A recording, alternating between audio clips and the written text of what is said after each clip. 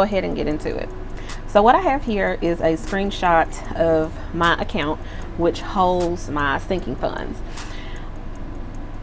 I've of course blacked out all proprietary information, which is my account numbers, all those kinds of things. So like I said, what you all are seeing in this clip here is the current balance of my, and this is with Ally Bank. It's the bank that I chose to use for holding my different savings and things like that. So like I said, this is the account that is holding my sinking funds. Now, I know some people have many different accounts for all their various different sinking funds. I chose not to do that. I chose just to keep it all into one account, and even which they have what you call like buckets, and I'll show that in the next clip. It is buckets for like where you can kind of split up your money basically, because what some other people were doing was they would have multiple different accounts for each sinking fund. I don't really do that. I just have this one account here that kind of holds, like I said, all, well, it doesn't hold all my sinking funds. It holds all of them except for one. And I will get to in a minute why. So like I said, this is the screenshot of what my current balance is, and then I'm going to take you over and show you my buckets. All right, so this is the screenshot of what my current buckets are looking like. Now, the buckets that I have are core savings, which that's an automatic bucket that's always there. Then the ones that I personally set up are mini emergency, which currently holds $3,200.19. And then I also have my holiday spending, which is at $800. And then my vacation sinking fund is at $2,060.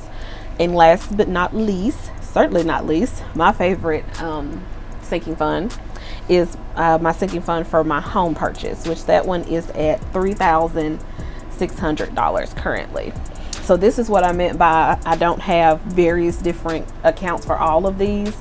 I thought about doing that at one point in time, but then I think when I decided to do it, Ally started this kind of bucket situation that you can do with savings accounts, and you can kind of split up, you know, your money. It's all in one account, but you can have all these various different buckets.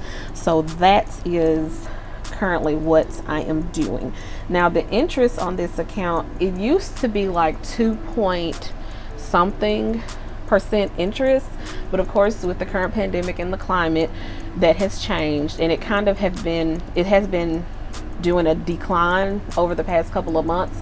I think I just got an email from them maybe a couple of days ago that the interest rate is again changing. It is decreasing down. It's currently at 1%, but it's going to be decreasing down to 0.8%. So like I said, this is my this is really probably my biggest account that holds, like I said, my sinking funds and, you know, all that kind of jazz. So now we're going to move on to my next screenshot. So next sinking fund we have is my car maintenance sinking fund. Nothing too special here. This account is actually over at Capital One, and the reason why I have this one separate from the others is that it's easier for me with the card that I have for this. It just makes more sense for me. It's something in my own mind, and it's because I want to do it. So this sinking fund is separate, and it is set up, like I said, in its own separate savings account. And like I said, this one is over at Capital One. So this clip is going to be very short and sweet to the point. The current balance on this one is $122.14. And like I said, my car sinking fund is used mainly for like oil changes, filter, like whatever I may need, because my car is fairly new, so I'm not expecting any major, you know, repairs or anything like that, because like I said, my car is fairly new. Next, we are going to mosey on over to retirement. We just had our sinking fund segment, and like I said, now we're going to move on to retirement. My retirement account is an employer-based account through Vanguard. I can open a Vanguard account if I wanted to, but I first was introduced to Vanguard through my employer 401k program, and that's currently my retirement vehicle at the moment.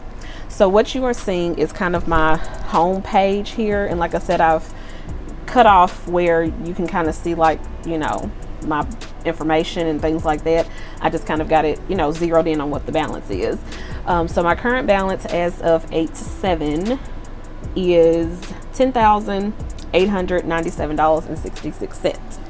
So I'm going to move over to another screenshot which gives a little bit more detail on how this breaks down. All right, so this screenshot here kind of details out it breaks down kind of what my balance is and what it all entails. And of course I have blacked out pertinent information such as, you know, my employer's name and account numbers, things like that.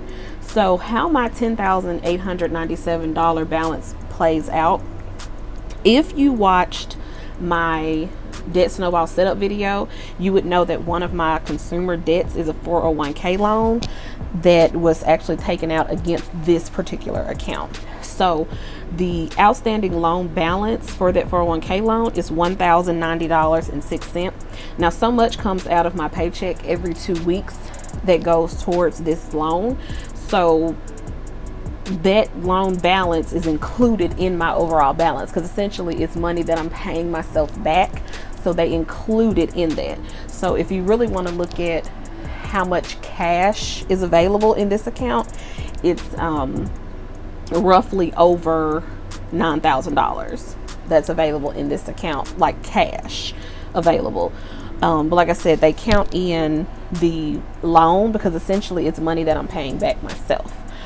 So, and also you will see here what the balance was as of the end of July. And then it kind of shows what the changes have been since the end of July. So end of July, my balance was $10,513.77. Since the end of July, my balance has increased by $383. So that is my retirement vehicle. So now we're going to move on to my favorite part, which is investments. Righty, so the app that I am currently using for investments, and when I mean investments, I'm meaning money that I'm putting into the market, and the app I'm currently using for that is Stash Invest. I used to use Acorns, and then I stopped using Acorns and I moved all that money over to Stash just because I like the layout of Stash. I like the ease of using it. It's just a really cool and fun app to use.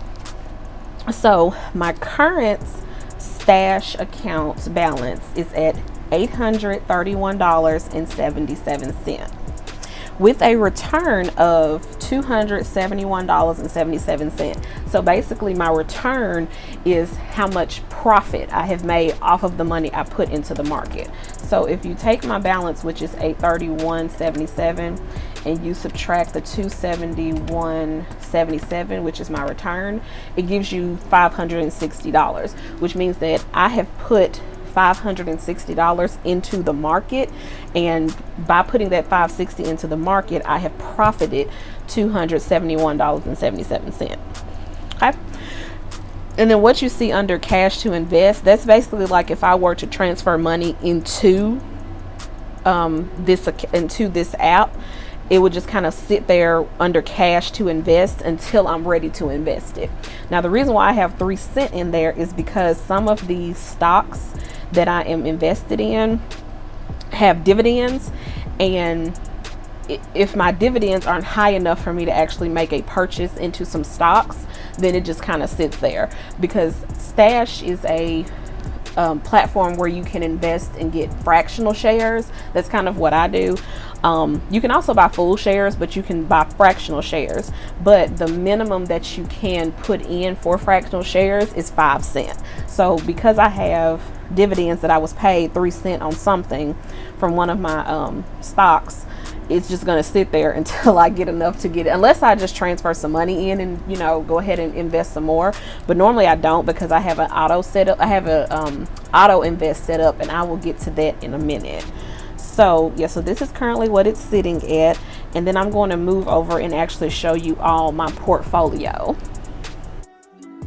So the clip that you're now seeing is, in a sense, my portfolio. What stocks and ETFs are currently in my portfolio. So, and I had to kind of split up the the screenshots because I couldn't get them all in there. So currently in my portfolio, we have Apple. Well, I'll start with Tesla. Tesla is like my highest, I think it's my highest earning stock right now is Tesla, but I'm going to show that in a separate screenshot because like I said, I had to split them up. So in my portfolio, I have Tesla, Apple, Amazon, Consumer Comforts, which is an ETF, and it includes several different stocks. I believe in Consumer Comforts there is Amazon, Microsoft, Alphabet, which is Google, and I think a couple of others.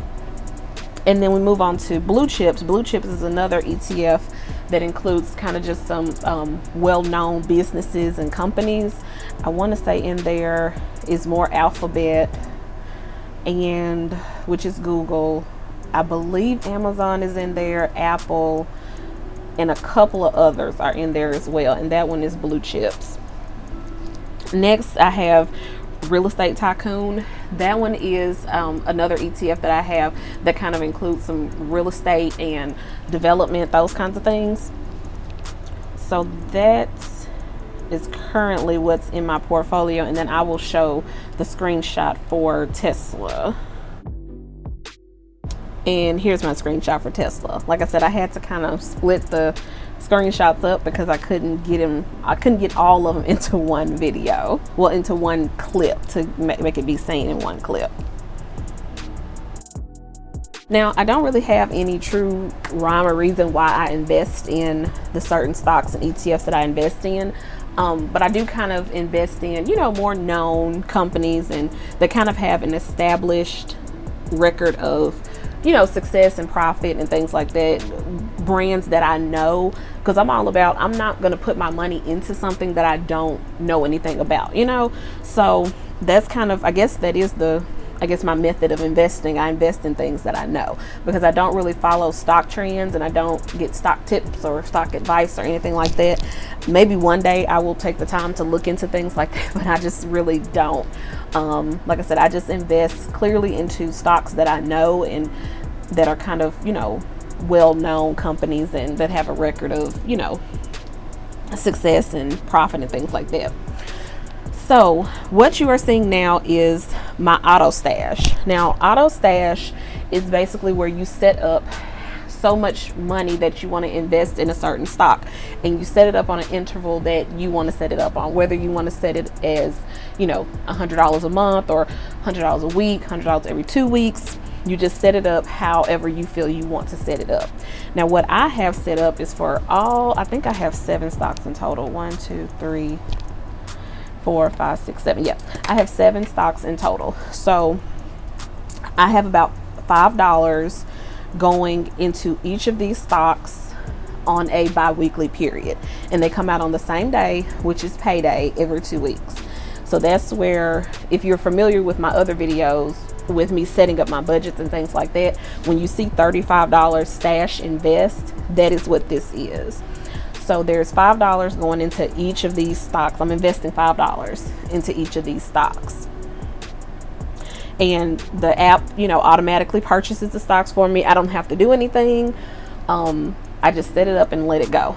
Now, when I first started with Stash Invest, I actually opened up the account like in December of 2019, maybe November, but I didn't start actually investing in it until January of 2020 this year.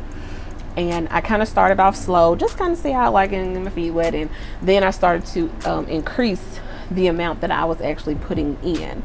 So what I may do is, as I continue to invest and get just kind of get more comfortable with investing, I will eventually increase the amount that I put in. I may even change up the intervals to maybe weekly investments versus bi-weekly, but we'll see how it goes and how it does. So that is pretty much it, you guys, for this video. I just thought it would be a really interesting video to do because I'm a person who's very interested in savings and retirement and investments and things like that. So I just thought this would be a very interesting video for for other people to see. So let me know what you all are doing as far as sinking funds and retirement investments, just kind of what, just not, giving all your business stuff, but just kind of, let me know what you're doing. And if you enjoyed this video, definitely give me a thumbs up. Hit the subscribe button to join the flock so that you don't miss any more of my videos. Thanks, guys. Peace.